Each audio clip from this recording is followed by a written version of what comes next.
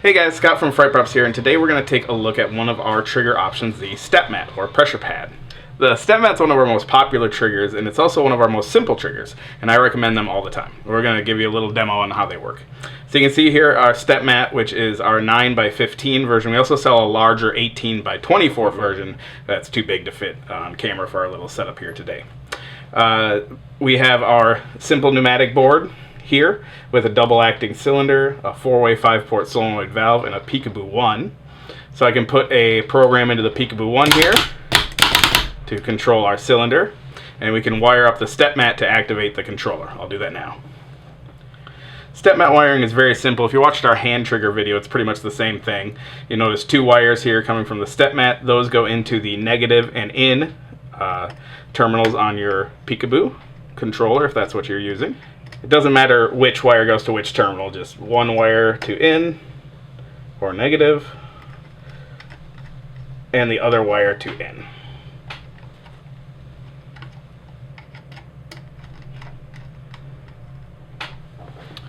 So as you can probably tell by the name, the step mat is designed to be placed on the floor and for people to step on. So when pressure is applied to the mat, you see it will trigger our controller, which will trigger our pneumatics.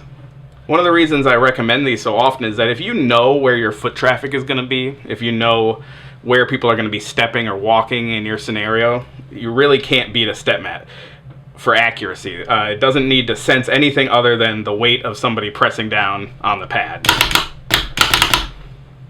That accuracy can also sometimes be a weakness if you have people moving through your area at a slow pace, or if somebody figures out that the step pad is what's activating your prop or pneumatic. They can sometimes have a tendency to just stand on the pad, and as long as this is contacting, it will trigger the controller. So if you have somebody who's just standing on your step pad, your prop will continue to go off until they take their foot off. One way to get around that, of course, is to add a little bit of a post delay to your program on your Peekaboo. So you can just hit record, put in a program, and then let the unit record for a number of seconds after you've entered your program before you save it. Then if somebody does stand on the pad for a while, they'll think that they've set off the prop and probably move on before it triggers again. Another cool thing about step mats is that you can actually conceal them beneath carpeting or some other type of lightweight flooring. You can see that if I put this piece of cardboard on top of the step mat, I can still activate the mat by pressing down on the cardboard. Concealing your step mat in this way is a great method to make sure people don't notice that there's a pressure pad, which is activating the prop that they're looking at, which will reduce the amount of times you see somebody just jamming on the pad or standing still on it, watching the prop go for longer than they should. I wanted to give a quick look at how a step mat functions. So here's a piece of a step mat that I've cut, and this is a cross-section view. You can see inside that there are these sections of metal, two pieces of metal curved next to each other. When pressure is applied and these two metal pieces touch, that's what allows current to flow through the mat, which closes your circuit and triggers your prop or pneumatic. Here's another view of the internal workings of the step mat. You can see these two pieces of metal that are kept close together but not touching. And those are what touch together when somebody puts their foot on the pad in order to trigger your prop.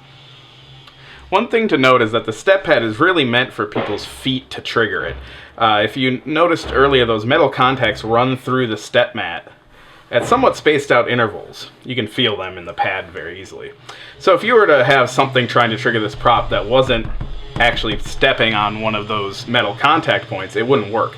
It's looking for something a bit larger that will press on the mat and contact those metal pieces. I wanted to take a second to show off another cool thing you can do with step mat triggers. You can certainly use them to trigger controllers easily. They work great for that. But you can also use them to directly activate electric components. So here I have one of our strobe alarms. I have power coming in from the left, a 12 volt 1 amp power supply.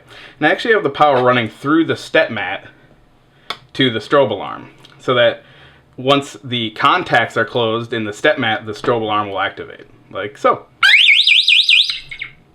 One cool thing about this is that this alarm, or it could be any other 12-volt component, will stay on for as long as pressure is applied to the pad. So if somebody were standing there for a long time, the alarm would continue to go off. And that's just another interesting configuration you can do with this type of trigger. It should be noted that our step mats are only rated for low voltage. They're not rated for 110 volt AC. And that's a quick overview of our step mat trigger. If you have more questions, comment on this video or send us an email at sales@frightprops.com. And we'll be back soon to show you more cool stuff. Thanks.